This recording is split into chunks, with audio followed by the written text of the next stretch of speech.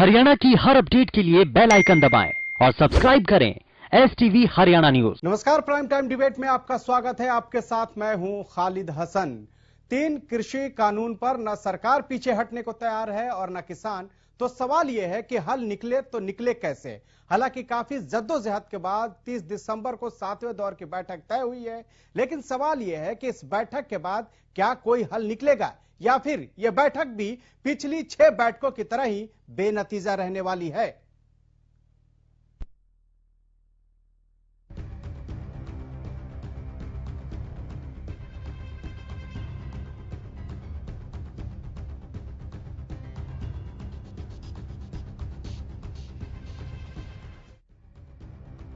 कृषि कानूनों को वापस लेने की मांग को लेकर दिल्ली के बॉर्डरों पर चल रहे किसानों के विरोध प्रदर्शन को 34 दिन हो चुके हैं। इस आंदोलन का हल निकले तो कैसे निकले, क्योंकि सरकार कानूनों में सिर्फ संशोधन की बात कर रही है, कानूनों को रद्द न करने पर अड़ी है, लेकिन किसान कानूनों को ही रद्द कराने पर अड़े हैं। आंदोलन का हल निकालने के लिए सरकार और किसानों के बीच 6 दौर की बैठक भी हुई, लेकिन सभी बैठकें बेनतीजा रही। अब 7वें दौर की बैठक के लिए 12 दिसंबर का दिन तय किया गया है। इससे पहले किसानों की तरफ से 29 दिसंबर का दिन बातचीत के लिए रखा गया था, लेकिन सरकार ने 30 दिसंबर को बैठक का फैसला लिया। जहां एक तरफ इस बैठक पर सभी की नजरें हैं, वहीं ये भी सवाल बना हुआ है कि क्या इस बैठक के बाद कोई हल निकलेगा। लेकिन सब उम्मीद यही कर रहे हैं कि 7वें दौर की ये बैठक कारगर साबित रहे, ताकि किसान आंदोलन खत्म कर अपने घरों को लौट सकें। आंदोलन के चलते एक तरफ किसान सर्द रातों में दिल्ली की सीमाओं पर बैठे हैं, तो वहीं 3 तरफ से घिरी दिल्ली में यूपी और हरियाणा से आने वाले किसानों को काफी दिक्कतों का सामना करना पड़ रहा है। लेकिन जैसे जैसे दिन बीतते जा रहे हैं, वैसे वैसे कृषि कानूनों के खिलाफ किसानों का आंदोलन तेज होता जा रहा है। किसान नेता राकेश टिकैत टीकरी बॉर्डर पहुंचे और उन्होंने 30 दिसंबर को होने वाली बैठक पर अपनी बात रखी। टिकैत ने कहा कि किसानों ने सरकार को अपना एजेंडा दे दिया है, 3 कानून वापस लेने होंगे, MSP पर कानून बनाना होगा। टिकैत ने साफ कहा कि जब तक 3 कानून रद्द नहीं होंगे, तब तक आंदोलन खत्म नहीं होने वाला। राकेश टिकैत ने बताया कि बैठक के बाद वे अपनी आगे की रणनीति तय करेंगे। सरकार से को हमने एजेंडा अपना दे दिया है, जो हमारे 4-5 एजेंडे हैं वो सरकार को दे दिए। 3 कानून वापसी लेने पड़ेंगे सरकार को, MSP पे कानून बनाना पड़ेगा, स्वामीनाथन कमेटी की रिपोर्ट को लागू करना पड़ेगा, जो NGT का कानून है जिसमें पुराने 10 साल पुराने ट्रैक्टर है ये है, और बहुत मसले हैं। लेकिन जो पहला बैरिकेटिंग है, दिल्ली में घुसने का पहला बैरिकेटिंग तोड़ना पड़ेगा, वो है 3 कानून। सर, इनके वापसी के बगैर कोई रास्ता नहीं है। किसान आंदोलन पर राजनीति भी जमकर हो रही है। किसानों और सरकार के बीच होने वाली बैठक पर राज्यसभा सांसद दीपेंद्र हुड्डा का बयान सामने आया है। दीपेंद्र हुड्डा ने कहा कि वार्ता में सरकार को अपनी हट छोड़कर किसानों की बातों को मानना चाहिए। मैं आग्रह करना चाहता हूं सरकार से कि तुरंत किसानों की बातों को मानते हुए गतिरोध को समाप्त करे, अहंकार को और अहम को त्यागे सरकार। और कितनी कुर्बानी, 40 से ज्यादा किसानों ने अपनी जानों कुर्बान कर दी है, और कितनी कुर्बानी लेगी सरकार। अब आवश्यकता है कि इन कानूनों को वापस लिया जाए, और अगर यदि सरकार कोई बदलाव लाना चाहती कृषि प्रणाली में, तो पहले विचार विमर्श हो और सर्वसम्मति से सारे किसान संगठनों के साथ बैठ के मसौदा तैयार किया जाए, और उसके बाद संसद बुला के उस पर चर्चा की जाए। तो वहीं मनोहर सरकार में मंत्री कंवरपाल गुर्जर ने कहा कि MSP खत्म नहीं की जा सकती, लेकिन किसान संगठन कुछ मानने को तैयार ही नहीं है। माननीय प्रधानमंत्री जी ने भी जो MSP की भी गारंटी देने की बात कही, उन्होंने कहा कि हो ही नहीं सकती, MSP समाप्ति नहीं हो सकती, संभव ही नहीं है कि MSP समाप्त हो जाए। 50 साल भी MSP समाप्त नहीं हो सकती। MSP तो देश की जरूरत है, उसके बिना काम चल ही नहीं सकता। और मंडी सिस्टम को जिसको करे खत्म होने, तो कुछ तरक तो दे, क्यों खत्म होगी, क्यों करेगी सरकार मंडी सिस्टम? कोई मंडी सिस्टम खत्म नहीं होता। लेकिन ये तो किसी बात के लिए तैयार ही नहीं है, तो एक ही बात है कि जो हम कह रहे हैं उसको ही मानना पड़ेगा। पिछले 1 महीने से भी ज्यादा समय से जारी आंदोलन में अब तक किसान भारत बंद, उपवास, टोल मुक्त, थाली बजाना जैसे तरीके अपना चुके हैं, लेकिन न सरकार पीछे हटने को तैयार है और न ही किसान। अब ऐसे में सबकी नजरें 30 दिसंबर को होने वाली 7वें दौर की बैठक की तरफ है। हालांकि इस बीच 3 कृषि कानूनों के विरोध में सभी संयुक्त किसान संगठनों ने 31 दिसंबर को केएमपी पर किसान मार्च का भी ऐलान किया हुआ है। Bureau report, Haryana news.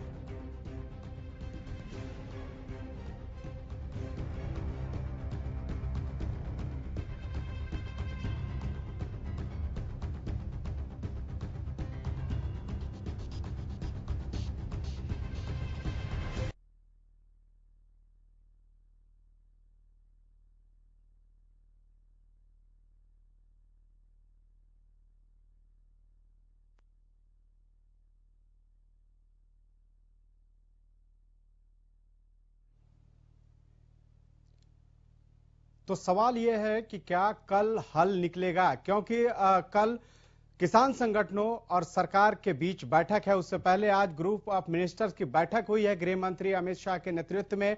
इस दौरान कृषि मंत्री भी बैठक में शामिल हुए, केंद्रीय मंत्री पीयूष गोयल भी शामिल हुए। लेकिन सवाल यह है कि क्या कल जो बातचीत होने जा रही है उसमें इसका कोई नतीजा निकलेगा, क्योंकि किसानों ने एक बार बातचीत से पहले फिर सरकार को एजेंडा याद दिलाया है। और इसी पर चर्चा करने के लिए हमारे साथ हमारे मेहमान जुड़ चुके हैं। सतीश नंबरदार किसान नेता हैं, हमारे साथ जुड़ चुके हैं। रमन मलिक प्रवक्ता बीजेपी, वो भी हमारे साथ जुड़ चुके हैं। खालिद चहल का प्रवक्ता कांग्रेस, वो थोड़ी देर में जुड़ेंगे। और सुखबीर तंवर प्रवक्ता इनेलो हमारे साथ जुड़ चुके हैं।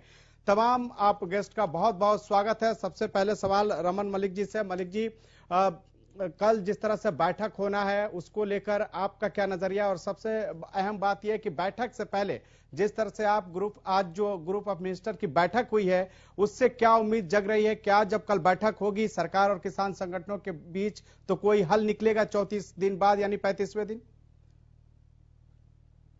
देखिए, हल तो टेबल पे ही निकलेगा और निकल सकता है हल, क्योंकि सरकार एडमेंट नहीं है और सरकार बहुत क्लियरली ये बोलती है कि हम हर संशोधन को देख सकते हैं, उस पर चर्चा कर सकते हैं। नंबर 1। नंबर 2, एमएसपी के लिए जो विषय था वो भी सरकार ने बोल दिया कि जिस तरीके से चलती आई थी उसी तरीके से चलती रहेगी, कोई नहीं छेड़ेगा। तीसरी चीज, जो कोर्ट जाने का प्रावधान है, हालांकि पंजाब वाले अधिनियम में 2006 के 14 साल से ये हक नहीं था, लेकिन फिर भी अगर किसान चाहते हैं तो वो हो जाएगा।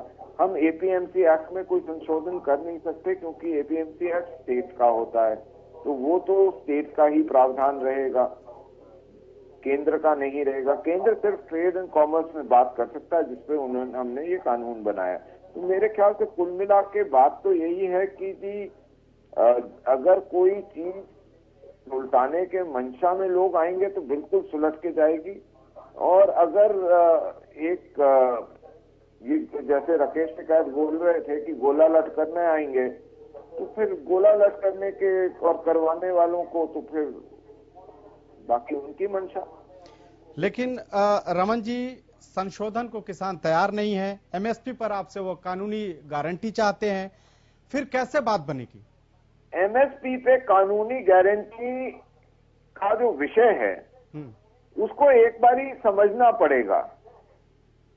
आज किसान ये बोलते हैं कि हमारी एमएसपी के ऊपर गारंटी करो, इसका मतलब कि उनकी प्रोडक्शन के ऊपर सरकार गारंटी करे। तो कल को टेलीकॉम वाले भी बोलेंगे कि हमारी कॉल रेट के ऊपर सरकार गारंटी करे, पेट्रोल वाले बोलेंगे कि जी हमारे को इतना मुनाफा जरूर होना चाहिए, उसके लिए सरकार गारंटी करे। तो फिर तो मेरे ख्याल से हर चीज का रेट सरकार को निर्धारित करना पड़ेगा।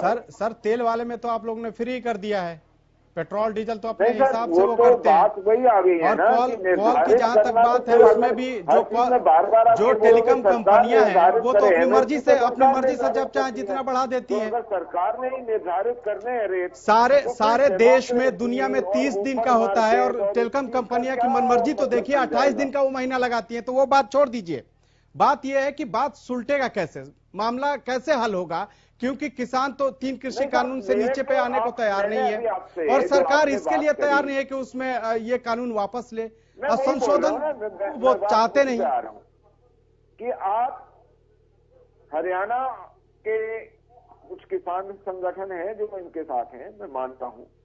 ऐसा नहीं है कि एक ही विचारधारा पूरे देश में चलती है, अलग अलग विचारधाराएं, अलग अलग राजनीतिक दल हैं, उनकी विचारधाराएं अलग अलग हैं, और उनका जमावड़ा जरूर हो सकता है, लाल झंडे भी होंगे और दूसरे झंडे भी होंगे, लेकिन बात यही आती है बार बार जो स्पष्ट रूप से करनी चाहिए कि अगर आज आप ये बोल रहे हैं कि आपकी प्रोडक्शन का जो रेट है वो गारंटेड रेट इतने % प्रॉफिट के साथ आपको जरूर होना चाहिए, तो फिर आज किसान का जमावड़ा है, कल को किसान के खेतों के आसपास किसी और का जमावड़ा होगा, उसके फैक्ट्री के आसपास तीसरे का जमावड़ा होगा, तीसरे के जमावड़े के आसपास चौथे का जमावड़ा होगा। क्या हम देश को जमावड़ों पे और जत्थेदारियों पे ही ले जाएंगे क्या? सर ये तो अपने हक के लिए जमे हुए हैं, ये कोई जमावड़ा तो कोई वैसे उत्सव थोड़ी मनाने आए हैं। कल को 1 मिनट में सर 34 दिनों से आपने जब ये बात मान लिया है सर, सरकार ने ये बात मानी है कि संशोधन को तैयार है, यानी कि कमियां हैं इसमें कानून में।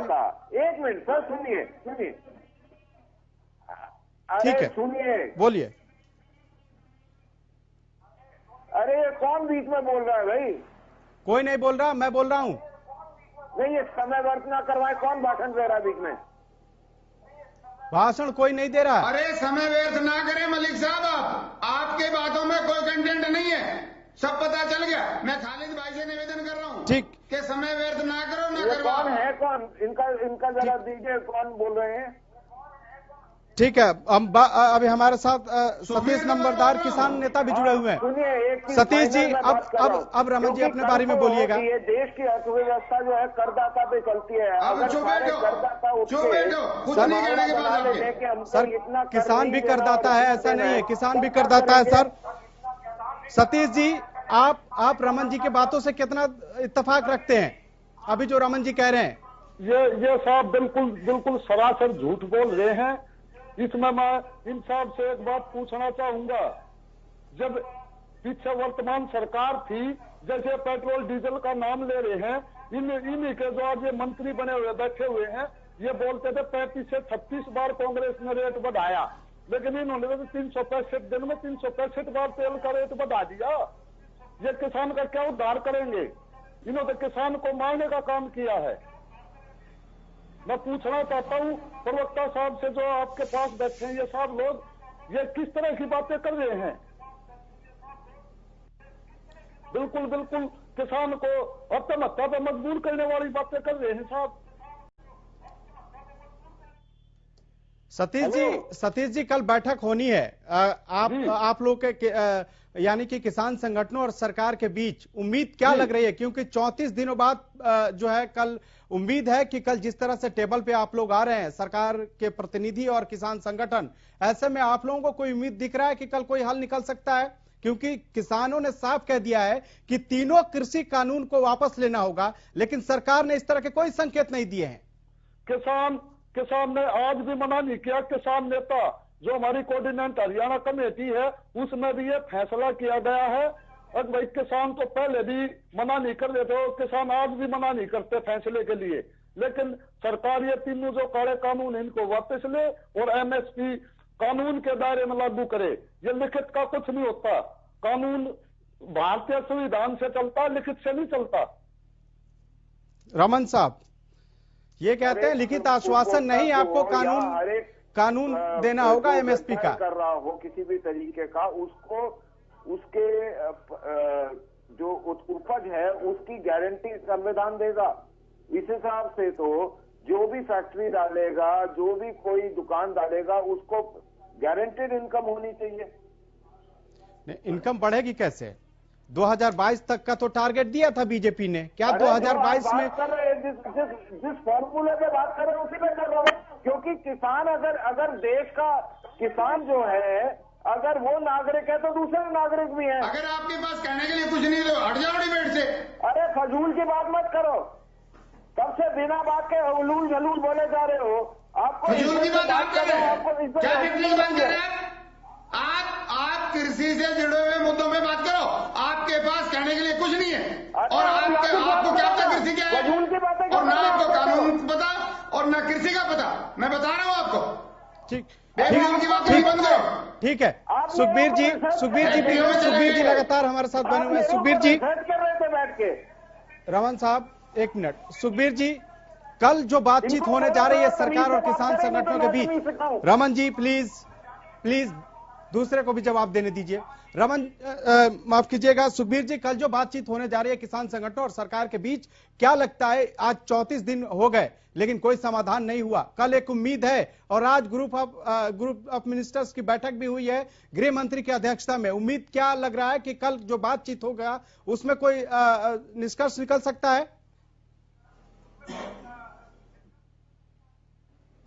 खालिद भाई, जिस प्रकार से मोदी जी के निरंतर बयान है, जिस प्रकार से कृषि मंत्री मोदी जी की कठपुतली बने हुए हैं और जिस प्रकार से कोरोना काल में जब पूरे दुनिया में संकट था, जब चौर दरवाजे से ये अध्यादेश लाए और उसके बाद कानून बनाया, जिस दिन से अध्यादेश लाए उसी दिन से निरंतर मैंने हर बात का बहुत तरीके से जवाब दिया है, आपके चैनल पे भी और दूसरे चैनलों पे भी। निसंदेह इन तीनों कृषि कानूनों में कृषि के नाम पे अगर कुछ हो, इनके पास कहने के लिए कुछ नहीं है और मुझे नहीं लगता जब तक ये सरकार पूंजीपतियों का पोषण करना बंद नहीं करेगी तब तक कोई हल नहीं निकलने वाला है। ये भारतीय जनता पार्टी का सिर्फ और सिर्फ प्रोपेगेंडा है। केंद्र सरकार जब इतने भारी विरोध को नहीं देख पा रही है, इनको अंदेशा नहीं था कि इस देश का अन्नदाता भी इस प्रकार से उठ के खड़ा हो जाएगा और उसी लिए इनको आज उस बात का अंदाजा हो रहा है। पहले जब पंजाब में 2 महीने से भी ज्यादा पटरियों पे किसान और अन्नदाता बैठा था तब तो इन्होंने शुद्ध नहीं ली, अब ये 14, 15, 18, 20 संशोधन की बात करते हैं। निसंदेह चूंकि इन काले कानूनों में किसान के लिए कुछ नहीं है और है तो सिर्फ इनके पूंजीपति मित्रों के लिए है, इसलिए विलंब इनको ये काले कानून वापस लेना चाहिए और नहीं तो जिस प्रकार से इस देश का इनके खिलाफ है, इनको पता चलेगा। सुखबीर जी जवाब दीजिए। रमन जी, सुखबीर जी प्लीज, इनका किसान से कृषि से कोई मतलब लेना देना नहीं है। इनको सुखबीर जी जवाब दीजिए। इनको दरकार है सुखबीर जी प्लीज, का किसान आज जाग चुका है, आज इस ठीक देश है। की कृषि आधारित रमन जी जवाब दीजिए। कोरोना काल में बची है तो सिर्फ अन्नदाता की वजह से बची है। इनके बेफिजूल की बातों के कोई मतलब नहीं है।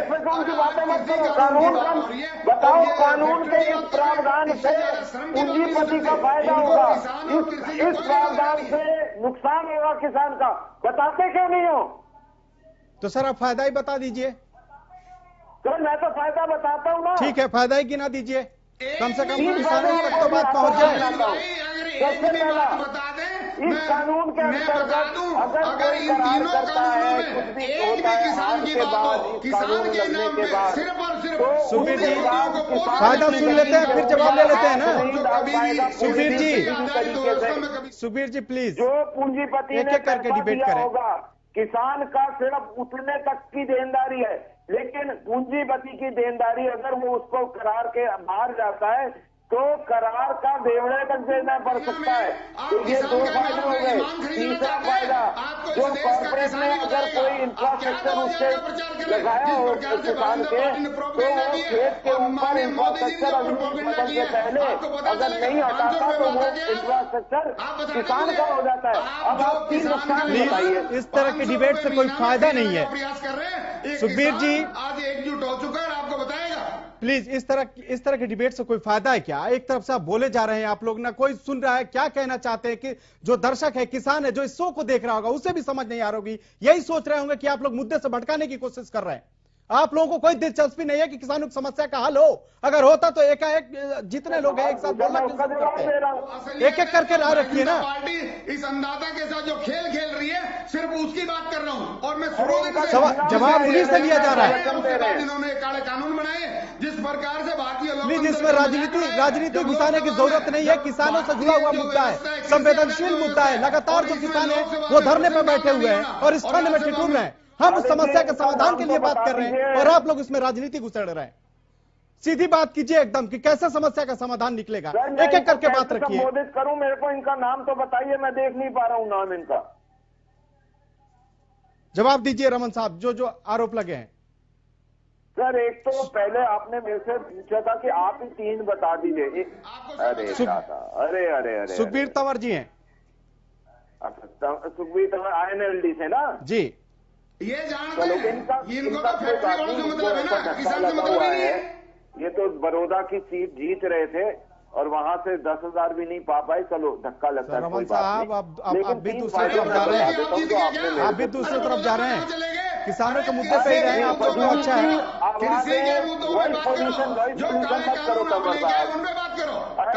ठीक है, आप दोनों लड़ते रहिए। हमारे साथ सतीश नंबरदार जो किसान नेता है वो भी मौजूद है। सतीश जी, समस्या का समाधान कैसे होगा? एक तरफ जो किसान है वो लगातार यही कह रहे हैं कि तीनों कृषि कानून सरकार को वापस लेना होगा, लेकिन सरकार की तरफ से सिर्फ संशोधन की बात की जा रही है। कैसे होगा हाल?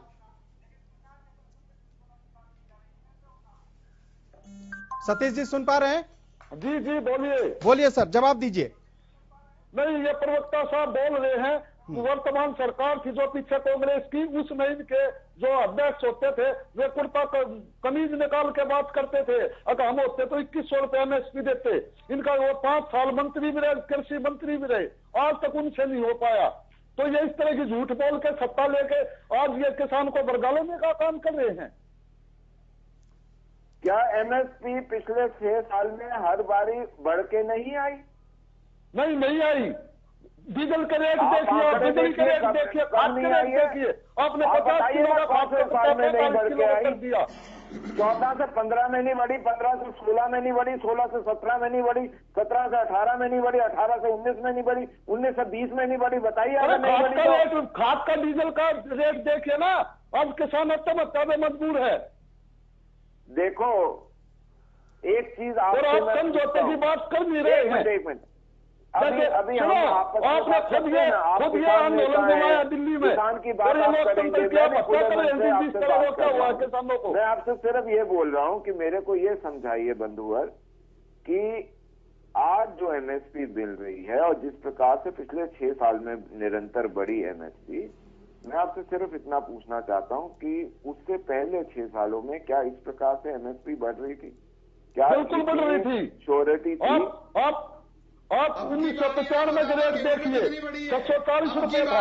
सरकार ने भी किसानों को मारने का काम किया था। जब जब ये भाजपा सरकार आती है, ये पूंजीपतियों की सरकार है। आपने हमेशा किसानों की आनंद का काम किया है। तो लगेगा देवराज आपने करार का 1.5 गुना। सुखबीर जी, आपके ज्ञान, आपके पास ज्ञान नहीं है। थोड़ा सा पढ़ ले कानून और मेरे साथ तर्क करें, मैं बिल्कुल बैठूंगा आपके साथ। मैं आपसे बात कर रहा हूँ, मैं ये पूछना चाहता हूँ कि अगर कानून में ये लिखा हुआ है कि जो किसान है उसने जो करार करा, करार करने के बाद देश के पास एडवांस आया, उसका किसान को दिया, और जो पूंजीपति है उसकी देनदारी करार या करार से 50% और ऊपर तक उसको पेनलाइज करा जा सकता है। एक दूसरी चीज, कोई भी व्यक्ति बीच में से ना नॉइज पॉल्यूशन बंद कराओ। वो किसके फायदे के लिए बनाया है सरकार ने? मेरी और किसानों की बात हो रही है ना, बीच में आप क्यों आते हैं? तो आपके किसान के खेत पे कोई नजर ना डाल सके, इसका प्रावधान हुआ। तीसरी चीज ये प्रावधान हुई कि 30 दिन के अंदर कोई भी विवाद होगा उसको करना पड़ेगा, सुलटाना पड़ेगा। आपने बोला कि हमारे को कोर्ट जाने की, सिर्फ SDM नहीं, हमको कोर्ट जाने की भी इजाजत हो, तो वो भी मिल गई। आपने बोला कि जी सर अभी कुछ मिला नहीं है, अभी कुछ मिला नहीं है, सिर्फ हवाई बातें हैं। सरकार ने वो भी मान लिया। सर अभी कुछ मिला नहीं है, MSP पर भी गारंटी की बात हो रही है, सिर्फ आश्वासन है, सिर्फ आश्वासन है लिखित में। अभी भी वो भी लिखित में नहीं मिला, एक प्रस्ताव आया था। बिल्कुल नहीं खत्म होगी सरकारी मंडी। अगर खत्म हुई तो हम सार्वजनिक जीवन को फिर क्यों नहीं किसानों को समझा पा रहे हैं? क्यों किसान डर रहे हैं? फिर क्योंकि आप लोग जितनी जल्दीबाजी में ये कानून आया, जितनी जल्दीबाजी में ये कानून आया, आप लोग तो समझा नहीं पाए किसानों को। क्या जरूरत पड़ गई थी? किसान देश का 14.5 करोड़ किसान परिवार है साहब, उसमें से 14.25 करोड़ जरूर समझा हुआ है। बाकी जो 25 लाख के करीब है उनको भी समझाएंगे, उनके लिए भी बैठे हैं। 25 लाख भी तो इसी देश के हैं सर, 25 लाख भी किसान तो इसी देश के हैं, उसका भी तो समस्या हल करना है। सर हमें यहाँ एक ब्रेक के लिए रुकना होगा, हम ब्रेक के बाद लौटेंगे। तो इस सवाल का जवाब हम जरूर लेंगे, लेकिन यहां पर अभी वक्त है एक छोटे से ब्रेक का। फौरन हाजिर हो रहे हैं, आप देखते रहिए हरियाणा न्यूज। ब्रेक के बाद एक बार फिर आपका स्वागत है। हम इस उम्मीद के साथ चर्चा कर रहे हैं कि कल जरूर कोई ना कोई हल निकलेगा, इसलिए क्योंकि 34 दिन हो गए और 34 दिन बाद भी अब तक समस्या का समाधान नहीं हुआ है। लेकिन जिस तरह से किसान और सरकार के प्रतिनिधि कल एक टेबल पे आ रहे हैं, उससे एक उम्मीद जरूर जगी है। हमारे साथ किसान नेता सतीश नंबरदार लगातार जुड़े हुए हैं। सतीश जी, कल अगर बात नहीं बनती है, ऐसे तो उम्मीद कर रहे हैं कि कल बात बन जाए, आप लोग 34 दिनों से बैठे हुए अपने घर वापस जाएं, ठंड का मौसम है, लेकिन अगर बात नहीं बनती है तो अगला कदम किसानों का क्या होगा? कैसे सरकार पर दबाव बनाएंगे ताकि बात बन जाए? जो हमारी कोऑर्डिनेशन कमेटी है जिसने ये फैसला कर रखा है कि आंदोलन को अभी तो यहाँ दिल्ली के दरबारे तक आया है और फिर नहीं मानी गई तो पूरी दिल्ली की लाइफ लाइन रोक दी जाएगी और पूरे भारत के गांव गांव गली गली में इस आंदोलन की शुरुआत हो जाएगी। लेकिन एक सवाल यह भी है कि अगर आप पूरा दिल्ली जब चौक करेंगे तो यहाँ और भी लोग रहते हैं, उनको भी परेशानी होगी। एक अहिंसक तरीके से आंदोलन आप लोग कर रहे हैं, ये जो है काबिले तारीफ है, लेकिन एक तरफ तो बातचीत की भी बात हो रही है, दूसरी तरफ आप लोगों का प्रस्ताव भी लगातार अलग अलग, जैसे अभी टोल फ्री का भी हो गया, टोल फ्री करा रखा है आप लोगों ने, अब अनिश्चित काल के लिए भी कर रहे हैं, उसके अलावा भी ट्रैक्टर रैली की भी बात आ रही है। तो ऐसे समय में जैसे कि पहले भी बात हो रहा था और कुछ जो बीजेपी के नेताओं की तरफ से जो बयानबाजी हो रहा था उसको लेकर भी बातचीत की एक पटरी कहीं ना कहीं अलग दिशा में जा रही थी, तो क्यों ना इस तरह से बात किया जाए, क्योंकि इसकी समस्या का समाधान निकल जाए और आप लोग भी घर जाए। ये फैसला हो रखा है, तीनों कानून वापस ले ले और एमएसपी को लागू कर दे, ये कानून का रूप दे दे, उसको संविधान के दायरे में लाके उसको लागू कर दे, किसान तो 1 मिनट में अपने घर जाने के लिए तैयार है। ठीक है सुखबीर जी, इस रिक्वेस्ट के साथ कि आप अपनी बात पूरी करने के बाद दूसरे की बात सुनेंगे जरूर, क्योंकि आप सुन नहीं पा रहे हैं तो उसकी वजह से जो ये डिबेट है कोई अलग दिशा में जा रहा है। ये बताइए कि क्या भूमिका होगी एनएलओ की, क्योंकि 34 दिन हो गया, विपक्ष की एक महत्वपूर्ण भूमिका होती है और कल आपके पार्टी के बड़े नेता ओपी चौटाला ने पीएम को पत्र भी लिखा था ताकि इस 3 कृषि कानूनों को वापस लिया जाए। क्या सिर्फ पत्र लिखने से समस्या का समाधान हो जाएगा या कुछ और करने की जरूरत है? खालिद भाई जी, निसंदेह इंडियन नेशनल लोक दल इस पक्ष में है कि ये तीनों काले कानून जो चोर दरवाजे से लाए गए हैं, पूंजीपतियों को पोषित करने के लिए लाए गए हैं, इनको अविलंब सरकार रद्द करे और किसानों की जो मांग है उसके मुताबिक एमएसपी की गारंटी दे। देखिए खालिद भाई, मैं कहना ये चाहता हूं, जब आज के भारतीय जनता पार्टी के प्रदेश के अध्यक्ष ओम प्रकाश धनखड़ जी किसान मोर्चा के राष्ट्रीय अध्यक्ष होते थे भारतीय जनता पार्टी के, और उस वक्त जब प्रधानमंत्री मोदी जी मनोनीत हुए प्रधानमंत्री पद के लिए, मैं 2013 की बात कर रहा हूं, उस वक्त अनेक मंचों पे अर्धनंगन प्रदर्शन करते हुए भारतीय जनता पार्टी ने इस देश के अन्नदाता से ये वायदा किया था कि जिस दिन मोदी इस प्रधानमंत्री की गद्दी पर बैठेगा, पहली कलम से स्वामीनाथन आयोग की रिपोर्ट को लागू करेगा।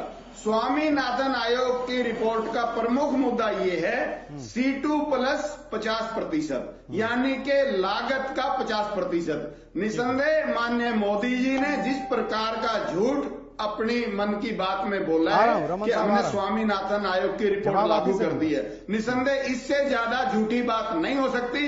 इसलिए मेरा विनम्र निवेदन है कि सर्वप्रथम तो एमएसपी तो बाद की बात है, जो स्वामीनाथन आयोग की अनुशंसा है C2 प्लस 50%, उसके आधार पे इस देश की सभी फसलों का न्यूनतम समर्थन मूल्य उसके कानूनी दायरे में आए। और जिस प्रकार से ये जो तीन कानून हैं और इनका जो विरोध है और जिस प्रकार से इन,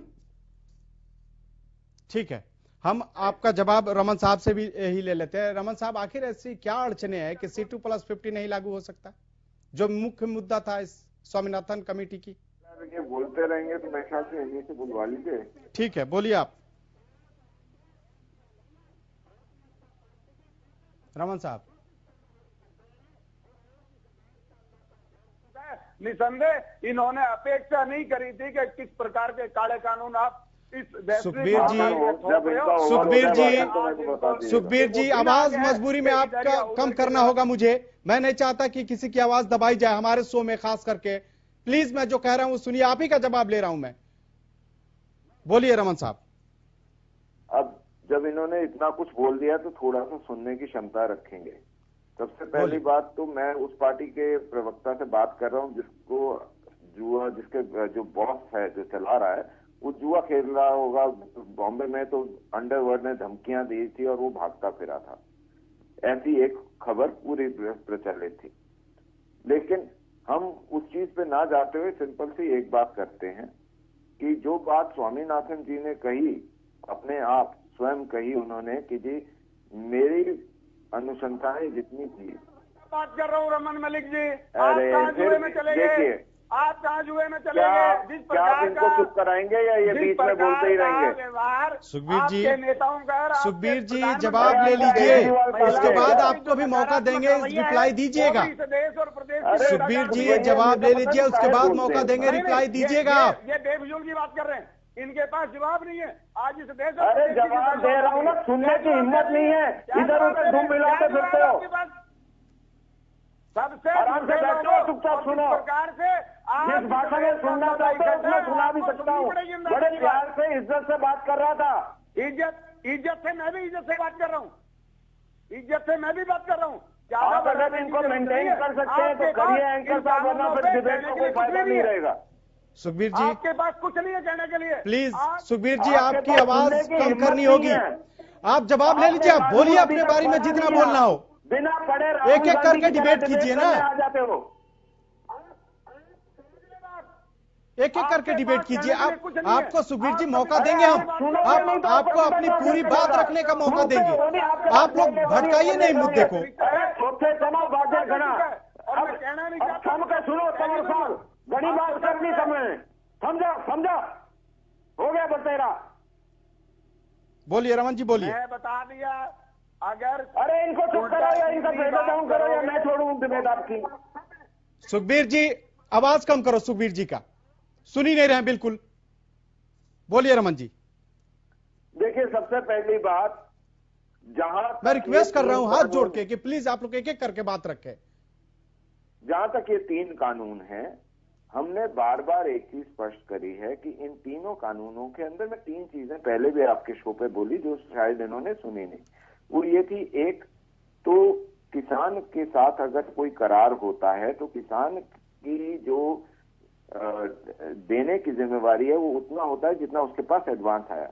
लेकिन जो करार करता है, जो पूंजीपति है, उसको कम से कम जितना करार है वो या उसका देवड़ा, ये डिपेंडिंग ऑन क्या। सर बात स्वामीनाथन आयोग की रिपोर्ट के लेके हो रही थी, CT+50। एक मिनट मैं जवाब दे रहा हूं सर, मेरे को जवाब देने दीजिए ना, आपके लोग सुन नहीं पा रहे थे पहले। दूसरी चीज ये कि किसान के खेत के अंदर कोई भी अगर मशीन, कोई इंफ्रास्ट्रक्चर लगाया पूंजीपति ने और जिस फसल तक उसका करार है अगर वो नहीं उठाता तो वो किसान का हो जाता है। तीसरी चीज, किसान की जमीन के ऊपर कोई भी किसी भी तरीके से कब्जा नहीं कर सकता, चाहे वो SDM भी हो, वो उसके जमीन के ऊपर फैसला नहीं दे सकता। ये इस कानून में दिया हुआ है। जहां तक स्वामीनाथन आयोग की बात है, स्वामीनाथन साहब ने खुद ये लिखा, खुद ट्वीट करा, खुद अखबारों को बताया कि जो मेरी 9000 पेज की रिपोर्ट थी उसके जितने भी चीजें थी वो इस सरकार ने पूरी करी हैं। हाँ, एक चीज जरूर ये मैं बोलूंगा, जो बात सीटू की बार बार करी जाती है, सीटू के अंदर प्राइसिंग ऑफ द लैंड को लिया जाता था। हरियाणा के अंदर आप सारी प्राइसिंग एक जैसी नहीं है जमीन की। आप बिहार जाएंगे अलग होगा, यूपी में हर जिले की अलग अलग होगी, यहां तक कि गुरुग्राम हम जहां बैठे हैं वहां के भी जिले के अंदर अलग लोकेशन के अलग प्राइस है। आप उसको कैसे दोगे? प्राइस तो खरीदने का अलग है, जमीन जिस पे फसल उगाई जाती है उस फसल को उगाने में खर्च उतना ही आता है। अगर एक बीघे में उगाने में 20,000 रुपए खर्च आ रहा है, उसी पे तो मांग रहा है। सर आप उसको देखिएगा, वो बेचने वाली बात अलग है, बेचने वाली जमीन बात अलग है, वो आपको बताएंगे। मैं जो कह रहा हूँ वो बिल्कुल दुरुस्त कह रहा हूँ कि कॉस्टिंग ऑफ द लैंड और उसकी इनपुट कॉस्ट, लैंड की इनपुट कॉस्ट को 2 तरीके से देखा जा सकता है। या तो जो बाजार भाव का रेंज है उसकी बात है। आप गुड़गांव की तुलना ना करें। आप गुड़गांव में ही फिर बीच में बोलने लग गए। नगर का क्षेत्र है, वहाँ ऐसा कुछ नहीं है। अरे ये फिर बीच में बोलने लगे, अपने समय में बोले ना। सिर्फ और सिर्फ बरगलाने का और भटकाने का प्रयास कर रहे हैं। ठीक है सुखबीर जी, आपको मौका देंगे, सुखबीर जी मौका देंगे आपको। ये तो इसमें नहीं कर सकते तो प्लीज मैंने बोलिए, या तो ये चुप रहे या अपना भाषण आप अपनी बात कंटिन्यू रखिए और भाषण देते रहे। रमन जी बोलिए, बोलिए बोलिए रमन जी बोलिए। इसको बंद कराओ, क्यों तमाशा बनाया हुआ आपने अपनी चैनल का? कोई तमाशा नहीं है सर, क्वेश्चन आपसे किया जा रहा, आप जवाब दीजिए। वो तो डिबेट में चलते रहता है, बीच में हमेशा बोलते रहेंगे, डिबेट तो चलते रहता है ना सर। पढ़े लिखे आप तो अपना पक्ष रखिए। मैं तो आज भी आपके चैनल पे ये खुली चुनौती दे रहा हूं तंवर साहब को कि तंवर साहब किसी भी दिन तीनों कानून लेकर बैठ जाओ और आप मेरे को ये बताओ कि इस कानून के इस अनुच्छेद से किसान का नुकसान होता है। ठीक है, एक एक करके जान लेते हैं, एक एक करके रमन साहब, उसके बाद आप जवाब दीजिएगा। सुखबीर तंवर जी, इन तीनों कानूनों की कमियां बताइए, हम रमन साहब से इसका जवाब ले लेते हैं। रमन साहब जब तक वेट कीजिएगा, बोलिए बोलिए सुखबीर जी, मौका है आपके पास। मैं सिर्फ ये कहना चाह रहा हूँ G2+50 की अवधारणा बता देंगे, उसके बाद आप कोट करते रहे स्वामीनाथन जी को, बता दें। चलिए ये तो हो ही गया ना। अब तीनों कृषि कानून की जो कमियां कह रहे थे वो आप बताइए और ये उसका फायदा बता देंगे। अभी दर्शक भी हमारे जान लेंगे। कृषि कानूनों की जिस प्रकार की कमियां हैं, आवश्यक वस्तु अधिनियम 1955 जो बना था, इस देश में महंगाई को कम करने के लिए, जमाखोरी को रोकने के लिए बना था, और इन्होंने अस्वीकृत कर दिया। इससे बड़ी क्या कमी होगी? जिस प्रकार से सारे के सारे ये जो दो कृषि के कानून कहते हैं जिनको, जिस प्रकार से इन लोगों ने इसको न्यायिक विवेचन से बाहर कर दिया, राज्य सरकार के कानून से बाहर कर दिया, ये क्या है? ये निसंदेह सारे के सारे प्रावधान, मैं बहुत जिम्मेदारी से कह रहा हूं, एक भी प्रावधान किसानों के हक में नहीं है। सारे ठीक है, आपकी बात हो गई, जवाब ले लें। के हक में है। बात हो गई सुखबीर जी, एक एक शब्द पढ़ के बात कर रहा हूँ। सुखबीर जी बात हो गई आपकी, तो जवाब ले लें। लेकिन एक एक शब्द पढ़ के बात कर रहा हूँ, एक भी प्रावधान बता दें, ये बता दें कि कौन सा प्रावधान किसानों के हक में। ठीक है, ठीक है, रमन जी बताइए। इन्होंने अभी दो प्रावधानों की या दो विषयों की बात करी, एक एसेंशियल कमोडिटीज एक्ट और दूसरा कोर्ट जाने की। सबसे पहले एसेंशियल कमोडिटीज एक्ट के लिए बात करते हैं। उसमें क्या देखा, एक सप्लाई चेन को इन्फ्लेशन ना इंक्रीज हो उसके लिए इसको अमेंड करना जरूरी था, लेकिन उसमें दो प्रावधान दिए गए। लेकिन जमाखोरी तो सर, जमाखोरी से तो आम लोगों को घाटा होना था। दिए गए कि अगर जो सूखा राशन है वो इन्फ्लेट करता है 50% या, और गीला राशन जो अपना सब्जियां वगैरह है वो 100% करते हैं। इस प्रकार से बनाया है कि अगर ये इन्फ्लेशन जो पैरामीटर्स हैं इसको टच करते ही ये फ्रीडम जो है ये फिनिश हो जाएगा।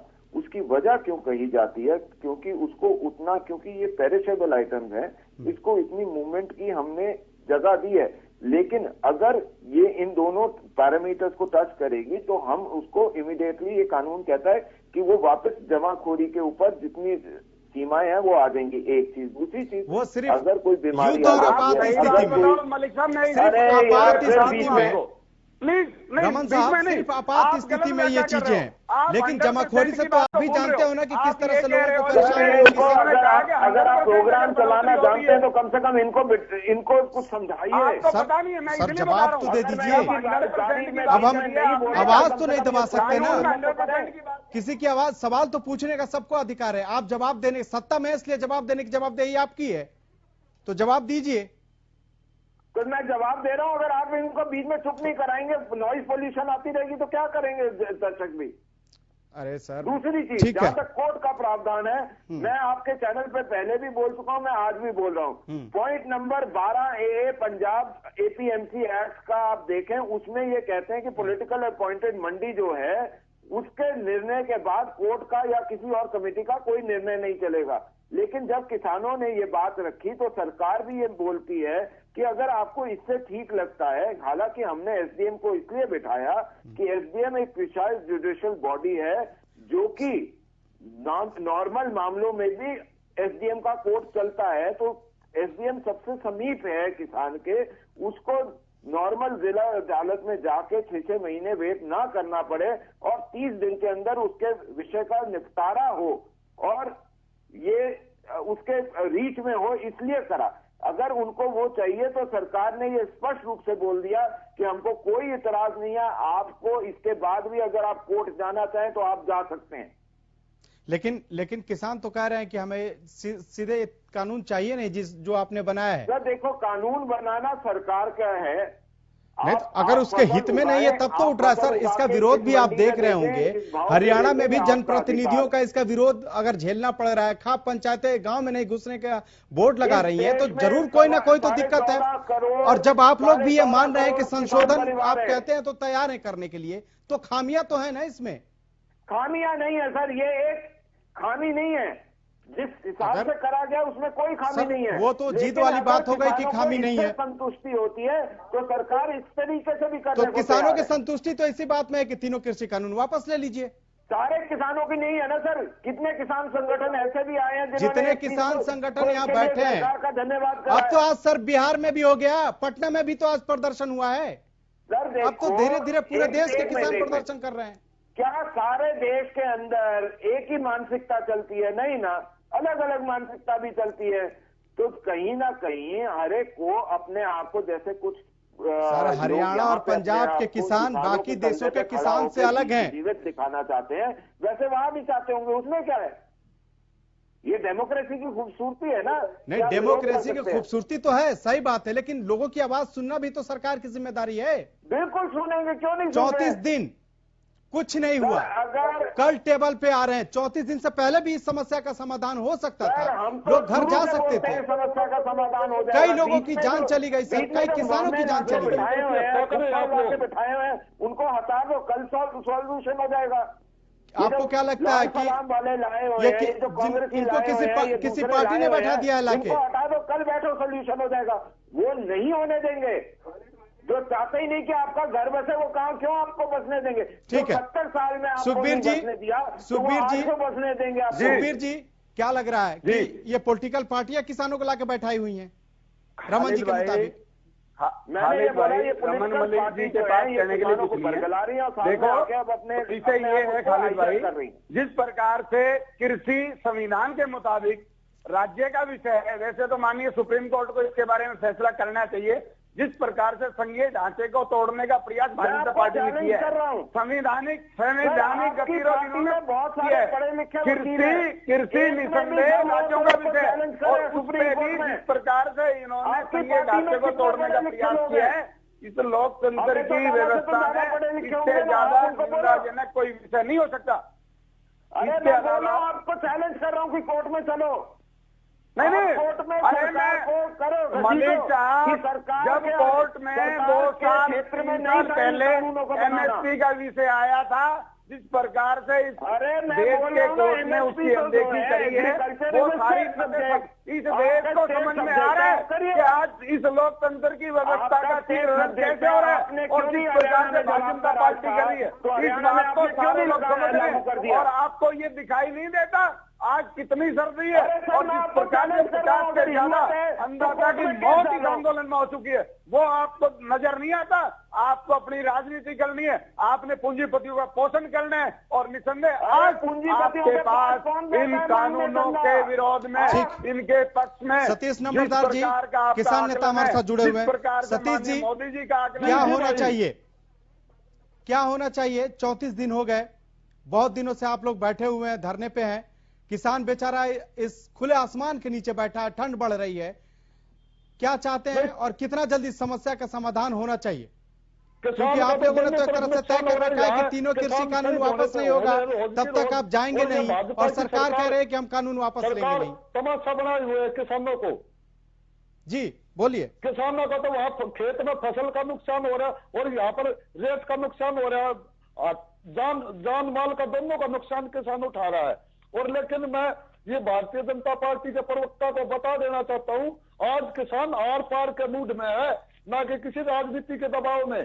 जब इनको वोट आती है, जब तो ये सब कुछ बोलते हैं, और जब वोट लेते ही इनके सुर बदल जाते हैं। क्या बोलते थे कि हम किसान की आय दोगुनी करेंगे। अरे आप लोगों ने तो वो आय भी नहीं छोटी, आपने तो 50 किलो खाद का कट्टा भी 45 किलो पे लिया है। और आपने तो ट्रैक्टर पर किसान GST लगा दिया 5%। बड़े बड़े किसान घूम रहे हैं फॉर्च्यूनरों में, उनका क्या? नहीं, आपका प्रधानमंत्री गरीब अम्बेडकर का सूट पहन रहा, ये जो पहनते हैं गरीब। सर क्या किसान को फॉर्च्यूनर में घूमने का अधिकार नहीं है? आपने किसान में रमन जी, किसान को फॉर्च्यूनर में घूमने का अधिकार नहीं है? तो ये पब्लिक वो घूमती है, सिर्फ नेताओं को अधिकार है क्या? ये किसान इस देश की अमूल्य संपत्ति है। जवान किसान भारत के लिए बहुत कीमती है सर। किसान भी घूम सकता है फॉर्च्यूनर में, ऐसा नहीं है। नहीं घूम सकता, उद्योगपति के लिए सब कुछ। किसान को तो इसलिए तो इनको जलन हो रही है, और किसान फॉर्च्यूनर में इनको तो ये लग रहा है ना, अगर हमने किसान को मजदूर बनाना है, जैसे मोदी गजब बात हो रहा है। किसान पिज्जा क्यों खाए, किसान फर्नीचर में क्यों घूमे, फॉर्च्यूनर में क्यों घूमे, ये कोई बात थोड़ी है। जो समाधान है उसकी समस्या जो है उसका होना चाहिए। जो मेहनत करेगा, अगर किसान मेहनत करेगा तो फॉर्च्यूनर खरीद सकता है। नोट कर ले इस बात को। ये कैसी बात है सर? सर जो मेहनत करता है अपनी मेहनत से अगर कमाई करके कहीं भी कुछ भी कर सकता है। सर बाकी लोग क्या, एक मिनट, आज आप हैं, आप टीवी एंकर हैं, आप मेहनत करते हैं या नहीं करते? बिल्कुल करते हैं ना। हाँ। आप अपनी कमाई खाते हैं ना? बिल्कुल करते हैं। हाँ। उसके बाद आप उस पर टैक्स भी देते हो ना? जी देते हो ना। उसके बाद घर में ले जाते हो पैसे। ठीक है, मैं आपको सिर्फ इतनी सी बात बोल रहा हूँ, गरीब किसान जो जिसके पास 5 एकड़ से भी कम की भूमि है, उसका क्या कसूर है ये बताओ। किसान ने सुन ली कि फॉर्च्यूनर का आपको दुख है, फॉर्च्यूनर का मर्सिडीज और ऑडी में भी घूमेंगे और आपको रास्ता दिखाएंगे, इस बात को समझ लो। आपने जो फॉर्च्यूनर की बात करके जो भारतीय जनता पार्टी के का जी सोच है, जो उसके प्रतिबिंब आपने प्रस्तुत किया है, नहीं है, सबने सुन लिया। बात सिर्फ इतनी सी आपको बता रहा हूँ, क्या आपने कभी उसके बारे में सोचा है जिसके घर की चारपाई की दीवार भी टूटी होती है, उसके घर के भी तो सोचो, वो भी तो किसान है। अरे आपको किसानों से बात कुछ लेना देना नहीं है। जिस प्रकार गरीब का भी बहुत ही बेहतर नमूना। सर तो 6 साल से तो मौका है आपके पास सोचने का, सोचा होगा उन किसानों का भी। सर जिसके पास जितनी जमीन है उसी हिसाब से करेगा ना, हर आदमी तो बराबर नहीं हो सकता। और किसी के पास 1 बीघा है, किसी के पास 50 बीघा है, या तो फिर चकबंदी करके सबको बराबर जमीन कर दीजिए। हॉस्पिटल जाने के पैसे नहीं थे, हम उस व्यक्ति के लिए काम कर रहे हैं जिसके पास अपनी सिर्फ और सिर्फ स्वास्थ्य बीमा कराने के पैसे नहीं थे, जिसके पास जीवन बीमा कराने के पैसे नहीं थे, जिसके पास खेत का बीमा कराने के पैसे नहीं थे। रमन साहब लास्ट में कमेंट लेना चाहेंगे। रमन साहब क्या सरकार 3 कृषि कानून को वापस लेगी? पूरा करके सरकार के खाते में। रमन साहब लास्ट में लास्ट कमेंट, क्या कानून वापस लेगी सरकार? हम सड़क पे कतार में खड़े अंतिम व्यक्ति जिसके पास खाने पीने जीने का साधन नहीं है, हमारे को उसको भी खुशहाल करना है और सर, उसको खुशहाल करना सबसे बड़ी प्राथमिकता है। सर किसान चाहते हैं कि समस्या का समाधान हो हो, के बराबर लाना, ये भी एक प्राथमिकता है।